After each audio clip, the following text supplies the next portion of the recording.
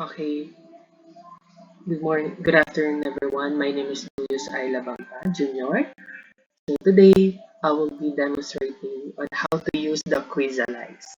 So first, go to your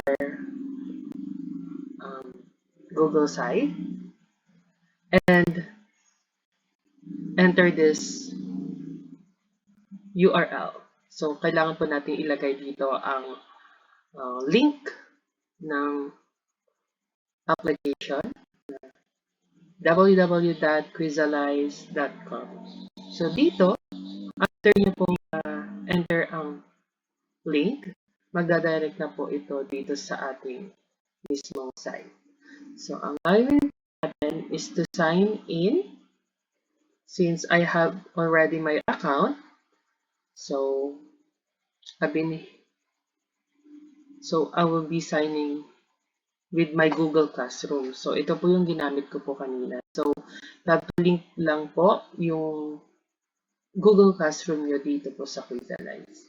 So, I have to click this email address and automatic na pong magda-direct doon sa home screen na po ng app na yun. So, since I am a senior high school teacher, so, magpo-proceed po ako sa, sige, para mas madali, elementary muna tayo.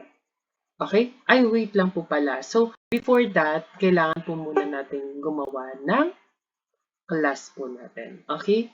So, just like in Google Classroom, gagawa lang po tayo ng class. So, for example, so I am physical education. That is the name of the class. So, create lang po tayo ng class and then curriculum. So, wag na po yan. So, subject, skip for now na lang natin yan. So, since ayan na po, magdadirect na dito sa may left side ng corner ng home screen niyo po, makikita niyo po dito yung na-create niyo po na account. And then, in order to have your students to enroll in this class, no, meron po kayong makikita dito na class code. Yan po. Class code po, yan po yung kanilang gagamitin para magda-direct po sila dito sa ating application. So, mas maganda po na i-copy na lang po itong URL and then ipipaste po nila dun sa kanila. Then, this is the class code na kailangan nilang ilagay doon sa ating Quizalize classes. Okay? So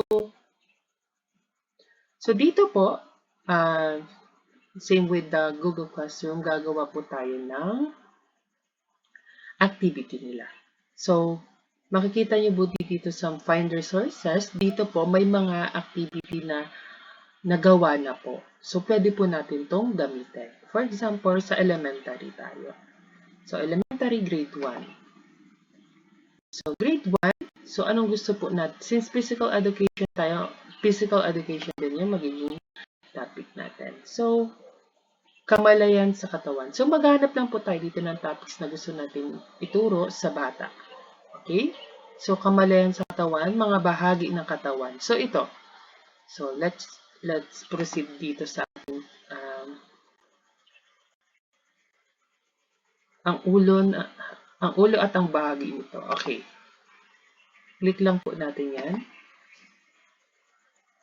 So, yan po, magpo-proceed na po siya doon sa mismong quiz ng pinili po natin topic. So, ito po yung mga questions. So, ano sa mga ginagamit natin upang makita ng bagay sa ating paligid? Okay. Nandiyan na rin po yung mga questions and then yung mga pagpipiliang sagot. Okay? So, pag yun po is okay na po tayo dyan, pwede po na natin yung ibigay sa klase natin. And, pwede din po natin i-edit. For example, yan. So, the old preview and edit. So, dadirect po tayo dun sa mismong question na nagawa na po. Then, pwede po natin siyang i-edit. For example, alin sa sumusunod ang ginamit natin? So, yan po. Okay? Pwede na po natin ibigay. Wait lang po. Ay, overruns na.